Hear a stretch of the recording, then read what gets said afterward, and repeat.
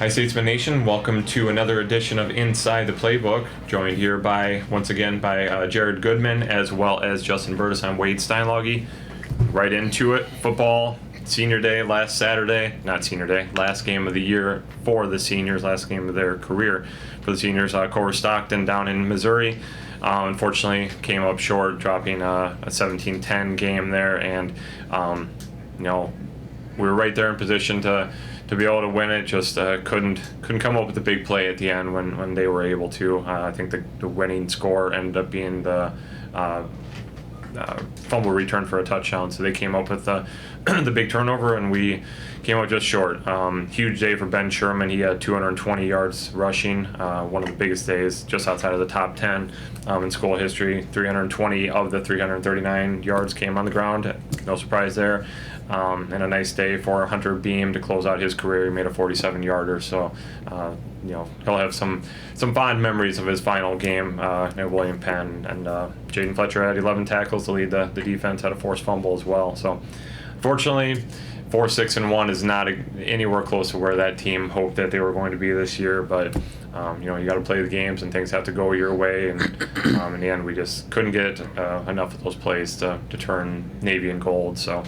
The year's over, and now it's, thank the seniors, all that stuff, and for a great career. There's going to be a lot of guys that are going to be really tough, especially on that offensive line. They're going to be really tough to replace, and that's the coaching staff's job now to, if we can get better for 2020.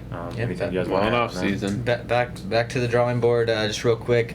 You got to give credit to Culver Stockton. That's an up-and-coming program. Definitely. That's really turned it around. Big improvement. I think, if I'm not mistaken, it came down. We actually had a chance. We were driving at the end, and we couldn't come up on a 4th and 1 or something like that. We're like the 23-yard line inside the last minute, and just came. Stopped on a 4th and 1. Yeah, and that's tough. And you'd like to go out with a little momentum heading into the next season, but coaching staff has to they have to be able to build some momentum in the off season, getting some big recruits and. Rebuilding for next year. Definitely. Yeah, and reload and shoot again. Yeah, and there's plenty of talent coming back too. It's not like the cupboard's going to be empty. That's not the case. Especially in that secondary, there's a lot of freshmen that were playing, so they got. You got Alex Trian coming back, and he got his taste a majority of his starter role this season, and look for him fit to in nicely. Look for him to get better, and he's become more accustomed to the option and that sort of thing. So a lot of positives you can take out of this season, including the young guys. Yes, those seniors are going to be missed, particularly guys like Jaden Fletcher. Go on and on. Vershawn Coleman, who actually was out the last few games. Those guys are going to be missed. But a huge offensive line, like I said. And there's a whole bunch of guys that ended up getting all conference when it was all said and done. So good for them. Yeah, Malik Williams. Literally there's 21 names there, and I guarantee we'll forget a whole bunch of them. So we're not even try. But so many individuals that are going to be missed, and hopefully they. Appreciated their time. We appreciated having them, and wish them the best of luck going down the road. So, all right, get wrestling through here, and we'll talk about basketball. But wrestling was at the Grandview Open, on Saturday. Huge tournament there. A lot of NAIA schools, a lot of really talented individuals. They had both in big open regular division as well as a freshman sophomore division, and some of our new kids had some nice success in the freshman sophomore division, so that was good. And I know Coach Scott, in his quote, he said that was one of our best performances at that tournament in quite some time. So he felt a lot better about that, considering how the season started. A little rough there against Central, so I feel like they're going in a positive direction moving forward. Go ahead and talk about men's basketball. Yeah, men's basketball, they had their Heart of America Athletic Conference opening game against Benedictine. That was last Saturday.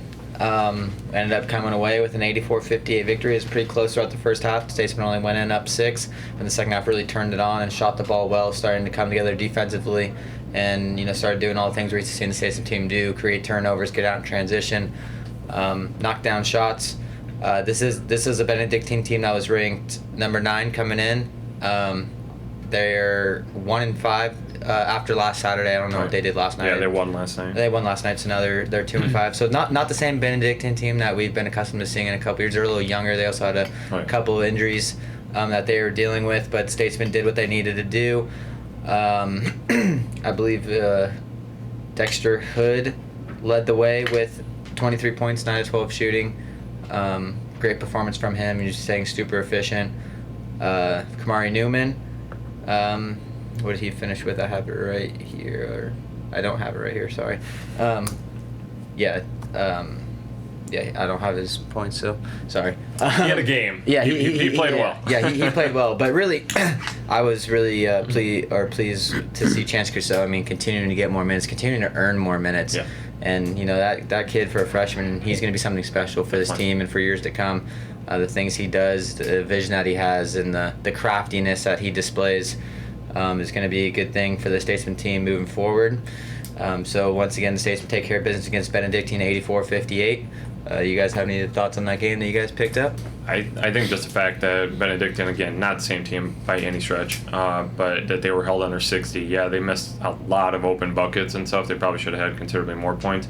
But showing that we can keep, and we're an offensive team. Let's not joke, about anything. We are going to try to outscore teams, and we'll play defense as much as we can. But we're looking to run and gun, so to speak, and get up and down. And defense is going to take a back seat, but keeping somebody under 60 points, like Benedictine, that says a lot. Unfortunately, the defense wasn't quite there a few nights later, but. Yeah, and I did find it. Newman having 15 points. I knew it was here in my notes somewhere. But something else I wanted to point out is the Statesman bench outscored the Benedictine bench 49-19. Yeah. Anytime you're getting that kind of productivity off the bench, just shows how deep this team is, and you have multiple guys standing up. Those guys, Ahmad Pender, Malik Thomas, two guys that have stepped up time and time again for this Statesman team off the bench. Yeah, huge. But 15 or 18 or somewhere in that range. Yeah, he had 21. Yeah, 21. 21 points on 8 of 9 shooting. Yeah.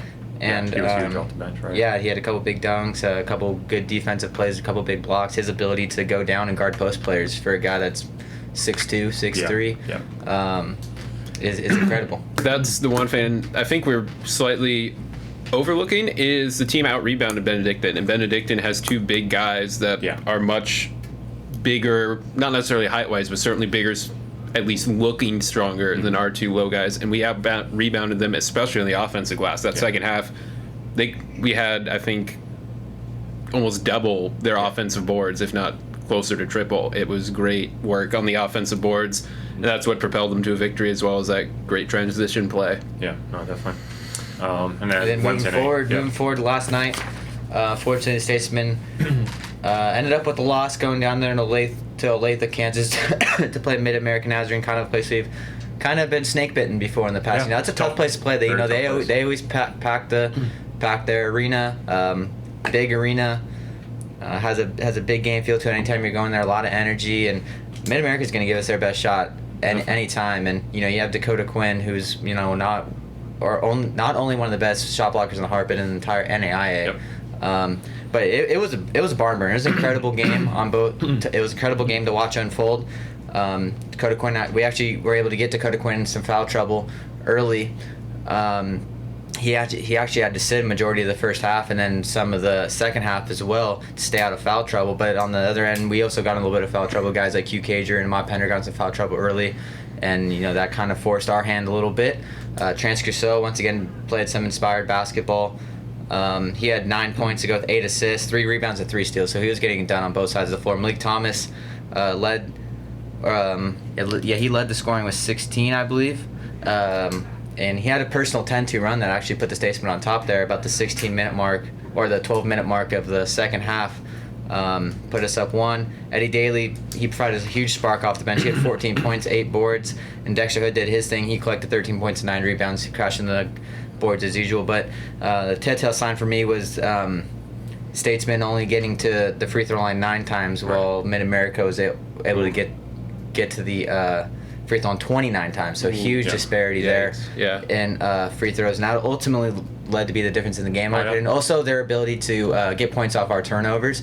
We had 15 turnovers. They only had 10, but they did a lot more with those turnovers than we did. I think we only ended up with 8 points off those 10 turnovers. So a lot of positives to take away, though. We did out-rebound them, 43-38, and that's a big Mid-America team. That's probably one of the only teams in the conference that can match up with us size-wise on a consistent nightly basis. They had 3 guys that were 6'5" and over. I mean, Scroggins, Quinn, Anthony Brown was a hometown kid there.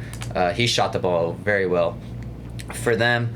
But a lot of good things coming from our guys. Like I said, it came down to the very end, and unfortunately we just weren't. I mean, I have it here. It's 7 ties, 10 lead changes. I mean, it's just an incredible game.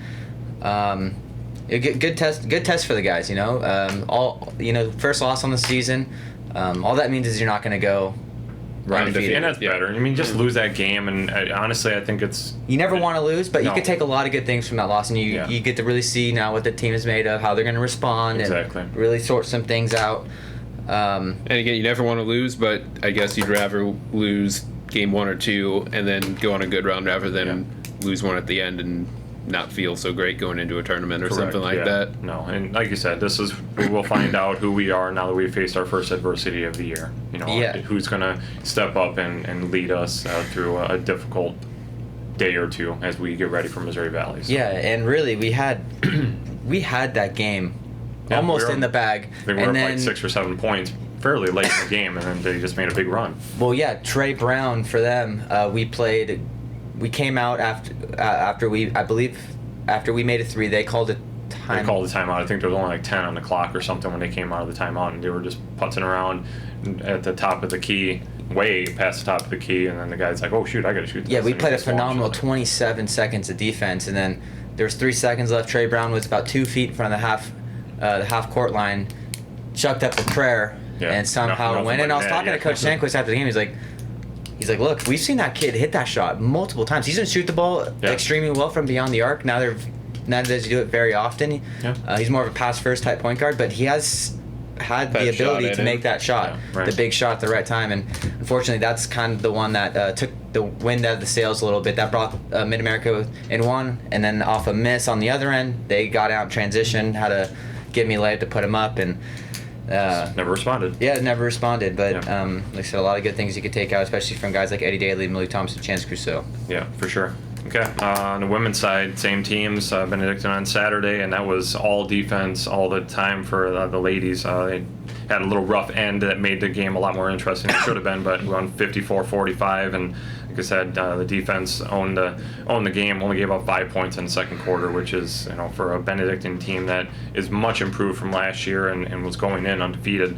We really shut them down. They only made 25% of their shots, and unfortunately we had a lot of gave them a lot of offensive rebounds, and we also had a lot of turnovers. That's about the only reason the game was close, because we played great defense. They also missed quite a few open shots that maybe they should have made. And we missed a bunch too. Yeah. No, there's no question. But came away with a 9-point win, and honestly, it wasn't that close for most of the game. Most of the second half, it was well into the double digits, and they just made a run there.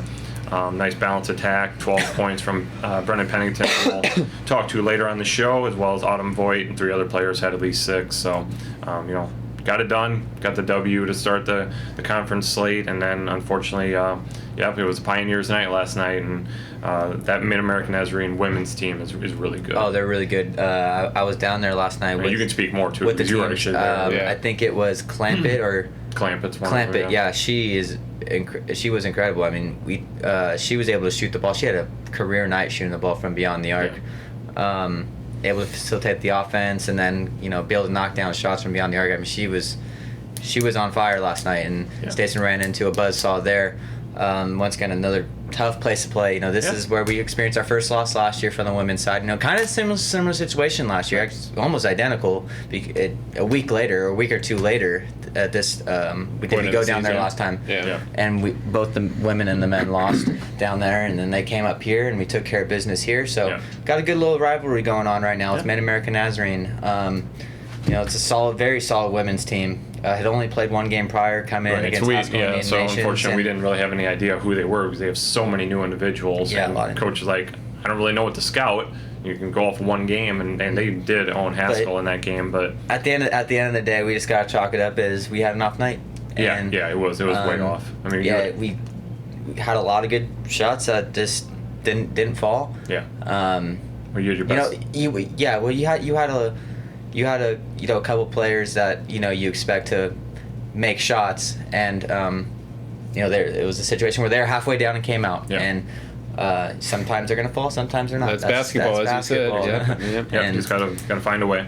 Unfortunately, so 68-48 loss, shot 30% overall, and that's where, again, people, you needed bigger nights out of some individuals. It didn't happen. Brittany West led the way with a double-double, 10 points and 11 rebounds, but again, just way too little. Yeah, it was early. It was tight early, and then all of a sudden they just went on a run at the end of the first quarter, and we never got even close after that. At the end of the first quarter they were up 10, I believe. And it was 20-10. Yeah. Yeah, and we just never found a way to really respond or come back. And credit to them and their coaching staff for what they did. But yeah, not really much else to say. No, back to the drawing board. They'll figure it out.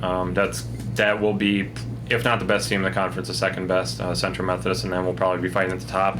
And not to say we're not going to be in the mix as well, but just not playing the way we did last night. We're going to play a lot better to get ourselves up there. So, alrighty, I think that's everything. In a little while, we'll preview next week's game. So, all right, ladies and gentlemen, we'll be back in a minute with a few members of our women's basketball team. You are inside the playbook.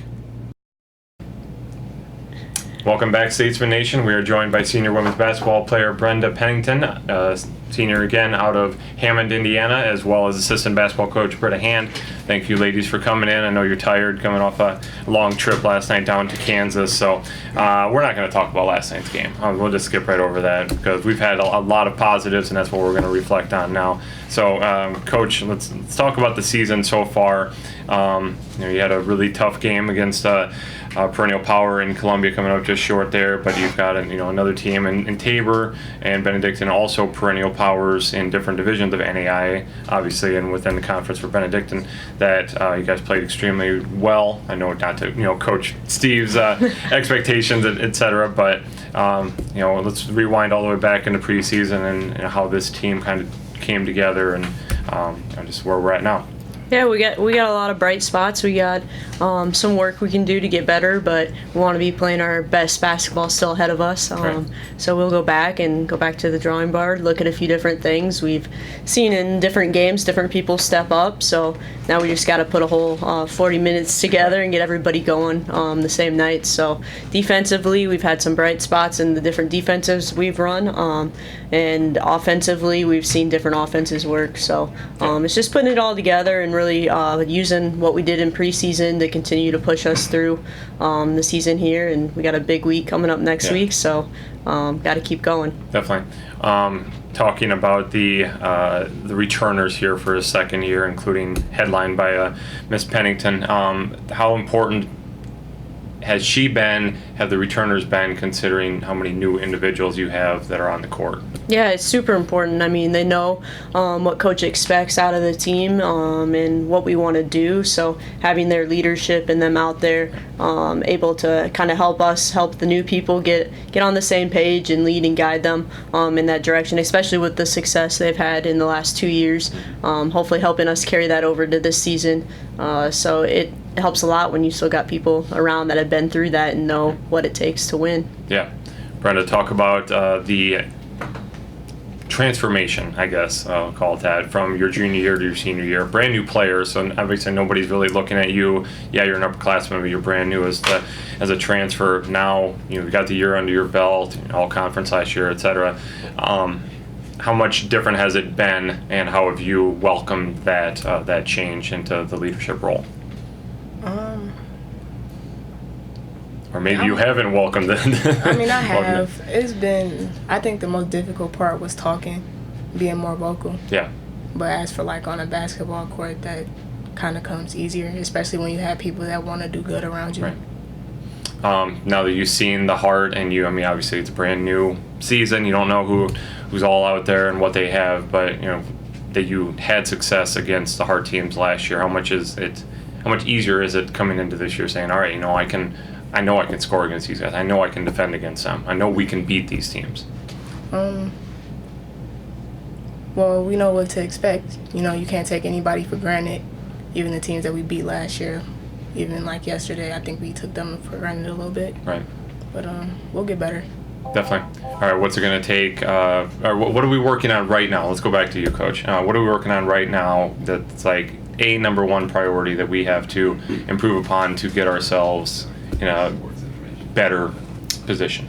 I mean, just consistency and carryover from a drill to whether that's our offense, our shooting, whatever it is, consistency in that and putting it together and not picking and choosing when we want to do it. So we'll get there. I mean, Brenda has been great for us so far, so we'll get there. Yeah, and I think defensively, I mean, I know, maybe last time wasn't as great, but still very, very good MNU team and kept them under 70. I know that means nothing to anybody, but you already have a couple games where you've kept teams or I think the rest of them have all been under 60. So the defense, especially the intensity on defense, has been there, and that's going to lead to a lot of victories. So speak to the defensive side a little bit more. Well, I mean, that's a big thing for us defensively, and getting that buy-in from the team that we have to defend night in and night out, especially, if our shots aren't always dropping. I know we still got to get a few people going, hitting shots for us, so we're going to have to rely on our defense and hold people, in the 50s to continue to win, have that success. So we work on that a lot. And again, with so many new people, just them learning, hey, if we have this matchup, we might have to tweak a few different things with how we do it. So all that'll continue to come as we go, and we just got to keep working hard. Definitely. Brenda, talk about senior year, last go around, all that. What are the expectations you set for yourself, expectations that internally you guys have also set for the team? I mean, I'm sure you guys have all talked within the coach, hey, this is what we want to accomplish, but maybe you guys have also set some additional inner team expectations. Well, the obvious one is conference, making it to nationals. I think as a team, though, we set the expectation of buy-in to everything, defense, offensively, all those kind of things. And individually, I just want to be better than I was last year. Right. And what's that going to take, I guess? I mean, you had a pretty exceptional first year here, but what did you work on in the offseason saying, this is, again, where I need to improve to make myself a better player? Mainly shooting and getting in better shape so I could last a full 40 minutes. Yeah. I got a feeling your coach probably agree with you. You're probably going to be playing a whole lot of, maybe not 40-minute games, but you're going to be playing a lot more minutes, and you played a lot of minutes last year, so it's a big deal. All right, Coach, let's talk about the rest of this fall, so to speak, as we're wrapping up the rest of the pre-holiday schedule. A lot of tough games there. Again, what are you looking for? I guess in addition to everything you've already said, so maybe you're just really going to parrot it again and say it. But what are you looking from the ladies to do here in the next few weeks? I mean, we got to continue to defend our home court, especially in conference, and get wins when we're at home. And then we obviously got to get off the bus a little better than we did last night, and pick up some road wins as we go here. So just putting it all together and really coming to compete night in and night out, and knowing that every team it's a game every night you play in this conference. So we got to be ready to go, and having that target on your back from having such a successful season last year, knowing that people want to beat us. We're going to get everybody's best game, so we got to be ready to go. Definitely. All right. Brenda, we got a Furious 4 coming at you here to wrap it all up, and then you guys can go on and take your naps or whatever, like I said, it was on late night last night. So, all right, 4 numbers that you picked out. Number 10, obviously your number. So what is some advice you'd give to a junior high school athlete who wants to play in college? Probably just work hard, put in the extra time, because it does pay off. Yep. Just work hard and get it done, right? All right, number 11, your favorite sports team? I got a lot of favorite players. Okay, so no favorite sports team, and okay, so give me some favorite players then. Derrick Rose. Okay. Rondo, LeBron. Yeah, that was my top 3. Okay, very cool. All right, number 20, if you could go back in time, what year or what time period would you travel back to? Senior year of high school. Okay, so just 4 years ago. Yep. Okay. Best time ever, huh? Yeah. All right. All right, and then finally, excuse me, number 24, if you could learn to do anything you can't currently do, what would it be? Play the piano. Okay. Any special reason for that? I mean, everybody likes to say play the piano because, I mean, it'd be a cool thing. Yeah, for sure. I'm not musically gifted. Okay. So that'd just be cool. God gave you everything on the court and didn't leave anything for music, huh? Yeah. All right. Okay, sweet. Thank you guys so much. Once again, Brita Hand, assistant women's basketball coach, as well as senior women's basketball player Brenda Pennington out of Hammond, Indiana. Thanks so much, ladies. Best of luck the rest of the season. Thank you. Thanks. Welcome back, Statesman Nations. We preview this next week's games here. William Penn, including, most importantly, men's soccer is hosting its first ever and playing in his first ever national tournament game this Saturday. Hastings and friends coming to town here. Should be on campus any time now, to be honest, or on campus, at least in town. They are playing the first game on Friday at 1 o'clock, and the winner of that game will take on your Statesmen at 4 p.m. on Saturday at Dross Field. And guys, this is do or die time now. You got to play your best. You got to win in advance. Otherwise, it's go home. And for a very senior-laden team, could be the last time that they ever play. So Yeah. Each game, whether it's this first one or if they go on, would be, This is it. And I think, as I said, so many seniors that have meant so much to this program over the last several years, or even just the last couple, with a whole bunch of really, really good transfers. I still 100% sitting on the optimistic side of this, that the senior, because we have so many experienced players like that, and maybe not at the national tournament level, that's going to be a big, big difference for us, and they're going to step up, and they're going to make something happen tomorrow, or not tomorrow, but Saturday again. You have, whether it be Hastings or friends, but at this point, you're not getting anybody easy. No, Nope. no, And, not at and all. both those teams, Hastings is like just behind us in the rankings. I think they're actually ahead of us in the MRPI. Friends record really impressive, but the KCAC in soccer this year was not that great, so they were ranked really far down. But they know how to win. They have a couple big wins against a very, very good couple of teams. Oklahoma Wesleyan as well. Wesleyan, they And beat they them are twice. top Yep. 10 team. They beat Exactly. them twice, 17-2-1. You can't. No. Yeah, division's weak, but that's still wins are wins. Hastings 16-2-2, 11-1-1 in conference. Not too shabby. No. And Nobody to overlook. I mean, this is what you play your whole season for. This was their goal that they set out. Now take advantage of it and stay in the moment, and really soak it all in and go out there and play hard. Yeah. And you just go out there. That's what you played your whole season for right here. This is the moment you've been waiting for. Go out there. You got it at home. Can't ask for anything.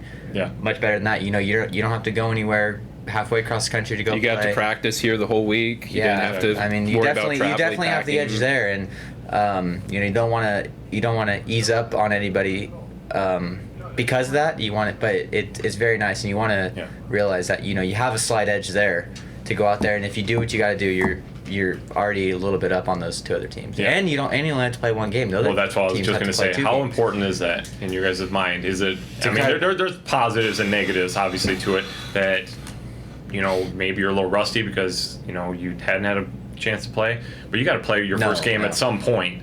I think you just rather have that extra day, and you got a chance to see that other team live now. Yes, and in a game like soccer, it's extremely hard on the body. Running up. They're gonna have 90 minutes that they play on Friday. Now they have to come back 25 hours later. Yeah, and there's not from end to end. And it's not like baseball. It's not like baseball or basketball where you can roll out there back-to-back nights and play. Soccer's not a game like that. You usually need a few days off, a couple days off. Rarely do you play back-to-backs in soccer. Not until you get to this point. Yeah, never. Exactly. Except for the tournament. So I mean, I think it's crucial that the Statesmen got this host bid and got the top seed in this opening round. And I think it's going to pay dividends. And to be fair and honest, remember, this is the first time this format is being used. Correct. So up until now, it's just been that one game, and then you go to the final site. Right. So it's a whole new experience for all the extra teams, essentially, that got to get in. So there's no real history to say, oh, well, if you play in the play-in game and then you keep going, you have momentum, there's a better odds or something. Yeah. I mean, you could look to pro we're sports just like speculating. baseball, We don't know. Yeah. the new MLB format that they added a few years ago for the playoff, whatever. Yeah. Doesn't correlate, doesn't matter. We have to see. Yeah, rest is good. Seeing every team is good, but at the same time, there is a small something we said for you played, have momentum. Yeah, we won. Let's keep doing type of thing. But it'll all even out once the ball gets kicked at midfield Saturday at 4. Exactly. So once again, Dross Field, 4 p.m. Saturday. First time it's ever been played here at William Penn. First time ever for the Statesmen. So Catch Justin out Burtis there on the call. That's right. Get him on the call for sure. So, all right. lots of other stuff going on as well. Women's basketball, Missouri Valley will be playing on Saturday, or we'll be playing at Missouri Valley on Saturday, excuse me. Team that's on the lower end of the Heart, but again, you have to go to the south part of the conference, and it's a long trip. Yeah, it's another long trip, and well, and as Brenda and Brita said just before, there's no easy games. Mm-hmm. You can't look past anybody, even though we have a very difficult next week or next few weeks coming up. This isn't one you just want to say, oh yeah, we'll beat them. That's not a problem. No, go down, take care of business, move on to the next one. But so that'll be tough. And speaking of the next one, then on Tuesday, Grandview coming to town for TP night. But in the women's game, that's not the TP game. Obviously, that's just the big time preview. But that's going to be a really good game. Grandview seems to be on early on in the season, much improved from last year, and a huge rivalry game. They love to beat us. We love to beat them. It's going to be a lot of fun, and look forward to watching it down in Florida when you guys are taking care of it. So that's right, Mr. Vacation. Yeah, exactly. So yeah, it should be a fun one, and then you can talk about the men's side. Yeah, over on the guys' side, just like the girls are going to go down to Missouri Valley once again. Another tough test for them. Down the road. They just beat Peru State last night. They owned them for a long time until Peru State made it really interesting right at the end. Yeah, Peru State's number 25 in the nation, so this team has shown flashes that it can hang. Mm-hmm. And they ended up taking it from Peru State at Peru State, 78-75. So they got a little momentum saying, hey, we got a ranked team. Let's go try to get another one. Right. And us coming off a loss, how are we going to respond, So we'll see how that goes down there. Missouri Valley, comes in 3-3 on the season as a whole. And then Sunday, you got a quick turnaround after, we heard those games got moved to 5:30 and 7:30 now on Saturday due to them hosting. Oh, yeah, I totally forgot about that. Yeah, we're playing inside of 24 hours the next day. And that's a long road trip back. Too, 5 hours or so. No, it's like 3. It's not as far as you guys think it is. Oh, okay. But it's 3 hours. And you have to get on the bus after a game and try and sleep, we're not going to get home until midnight. By the time you eat, by the time you get home, by the time you get into bed, you're still looking at probably the same timeline as I was looking at last night, getting back with them, and that was between 1:30 and 2:30. Yeah, you're right. And they got to wake up the next morning, and you got a battle with Great Lakes Christian, who again gave the Statesmen a good test earlier in the year in their place. We beat them back on November 2nd, 112-94, took care of business, but there were some points there where it got close, and they gave us a good fight, and we were able to pull out the win. And then Tuesday. Tuesday, yeah.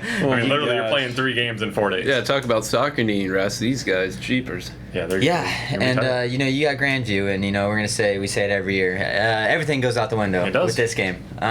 Everything does. I mean, they're gonna come. They're gonna give us our best, or their best, excuse me.